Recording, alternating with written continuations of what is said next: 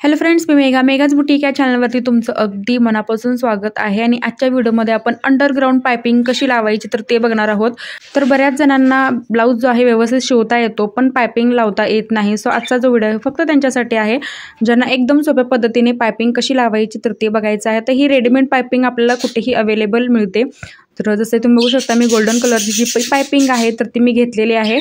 आणि हीच जी पाइपिंग आहे तर ती आपण अंडरग्राऊंड लावणार आहोत, म्हणजे फ्रंट म्हणजे सरळ बाजूने आणि उलट्या साईडने सुद्धा ती पाइपिंग जी आहे आपल्याला अजिबात त्याचे धागे वगैरे आहेत तर ते दिसत नाहीत। तर सगळ्यात आधी आपण गळ्या रुंदीचं जे माप आहे 2.5 इंच घेतलेलं आहे। आणि हा जो ब्लाऊज आहे आपण 44 साईजचा कट केला होता, तर याचं जे कटिंग आहे तर ते सुद्धा माझ्या चॅनलवरती मी अपलोड केलेलं आहे। तुम्हाला 44 साईजचं कटोरी ब्लाऊज जर कटिंग बघायचं असेल तर तो व्हिडिओ जो आहे माझा तुम्ही बघू शकता। आता इथं आपण काय करायचं आहे, गळ्या रुंदी आपण फ्रंट साईडची घेतली होती 2.5 इंच, तर या साईडची आपण घ्यायची आहे 2.25 इंच। कारण आपण याला जो गळा आहे तो 13 इंचाचा ठेवत आहोत, एकदम डीप जो आहे आपण गळा याला ठेवत आहोत। तर आपण इथं काय करायचं 2.25 इंच घ्यायचं आहे। फ्रंटला आपण 2.5 इंच घेतलं होतं, बॅकला आपण 2.25 इंच घ्यायचं आहे।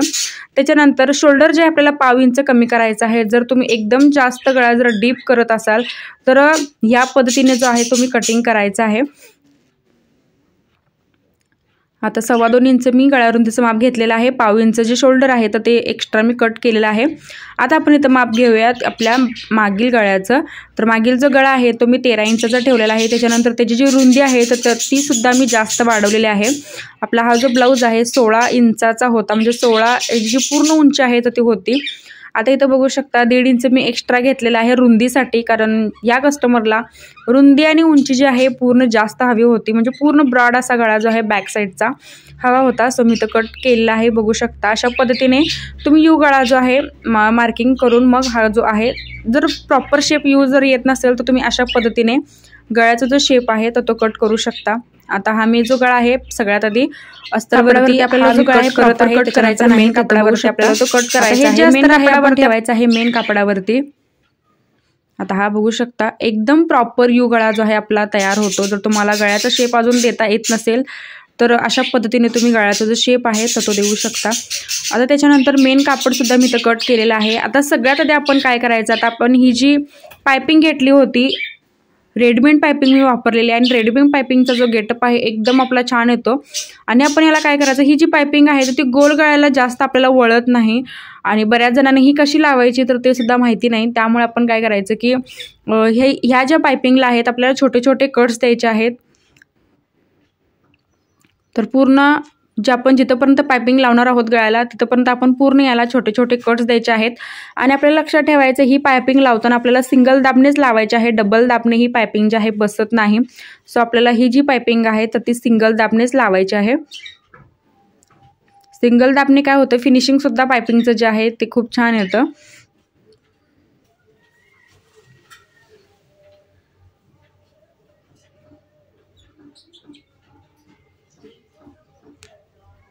तर ही जी पाइपिंग आहे आपण पहिल्यांदा इथं अस्तरवरती लावून घ्यायची आहे।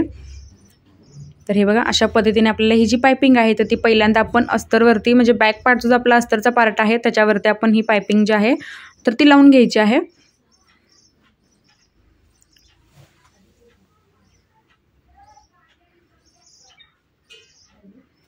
तर हे बघा जशी मी तर अस्तरवरती पाइपिंग जी आहे आपली रेडीमेड पाइपिंग ठेवलेली आहे तशी आपण ठेवायची आहे। आणि पाइपिंगच्या एकदम किनाऱ्याला आपल्याला ती जी टीप आहे तर ती द्यायची आहे। एकदम कॉर्नरला टीप आपल्याला घ्यायची आहे ती।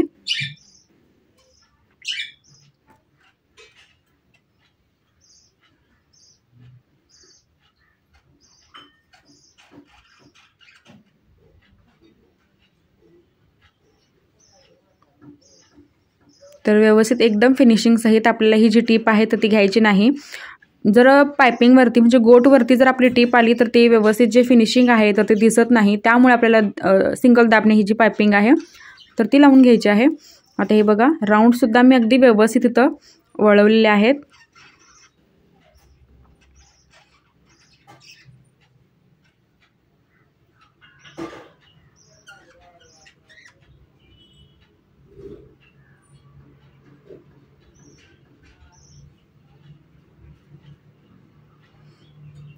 आता हे बघा ही जी पाइपिंग आहे आपण अशा पद्धतीने लावून घेतलेली आहे। आणि एकदम कॉर्नरला अशी टीप जी आहे आपण व्यवस्थित अशी फिनिशिंग सहित करून घेतलेली आहे। आता मेन कापडावरती आपल्याला काय करायचं आहे, अस्तरचा जो आहे पार्ट तर तो आपण असा उलटा त्याच्यावरती ठेवून घ्यायचा, म्हणजे पायपिंगचा जो भाग आहे तर तो आपल्याला सेंटरला घ्यायचा आहे।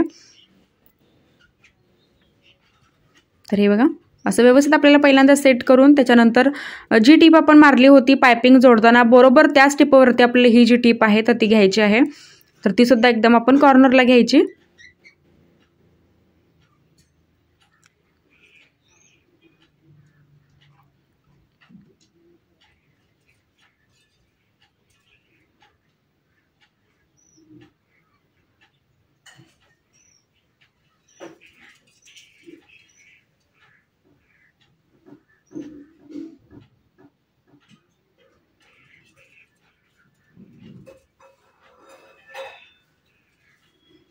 तर आपण घेतलेली आहे।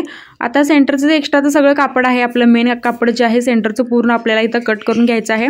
त्याच्यानंतर गळ्याच्या साईडला सगळीकडून आपल्याला काय करायचं तर छोटे छोटे कट्स घ्यायचे आहेत, म्हणजे जो प्रॉपर आपला गळ्याचा जो शेप आहे यू आपण जो काढलेला आहे तर तो व्यवस्थित दिसेल, खेचलेला वगैरे अजिबात दिसणार नाही। अशा पद्धतीने आपल्याला काय करायचं एकदम छोटे छोटे जे कट्स आहेत तर ते पूर्ण गोल गळ्याला जे आहेत द्यायचे आहेत।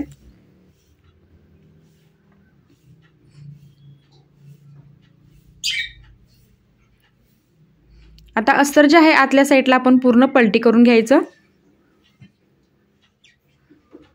तर आतमध्ये आपण जे अस्तर आहे पूर्ण असं पलटी करून घेतलेलं आहे। आता हे व्यवस्थित करून आपण याच्यावरती एक दाबटीप देणार आहोत, म्हणजे पायपिंगच्या एकदम किनाऱ्याला आपण याला जी टीप आहे तर ती द्यायची आहे, म्हणजे पायपिंग जे आहे एकदम व्यवस्थित अशी सेट होते आणि गळ्याला सुद्धा आकार जो आहे खूप छान येतो।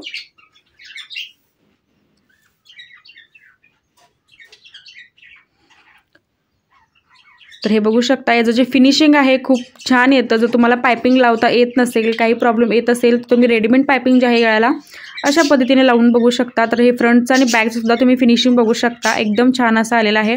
सो फ्रेंड्स आजचा व्हिडिओ तुम्हाला कसा वाटला हे कमेंटमध्ये नक्कीच सांगा। काही डाऊट असेल तर तेही तुम्ही मला कमेंटमध्ये विचारू शकता। चॅनलवरती जर तुम्ही माझ्या नवीन असाल तर सबस्क्राईब नक्की करा आणि व्हिडिओ शेवटपर्यंत बघितल्याबद्दल अगदी मनापासून धन्यवाद।